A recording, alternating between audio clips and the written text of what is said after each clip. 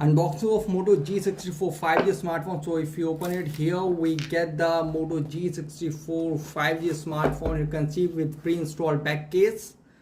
And if you see inside it, here we get the reading manuals, and this is the SIM ejector pin.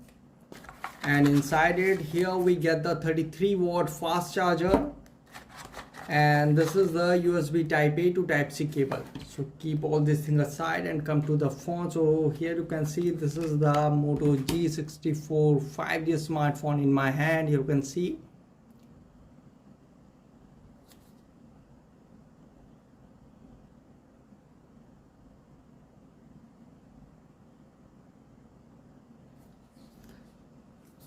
guys. Thanks for watching. Please like, share and subscribe for latest updates.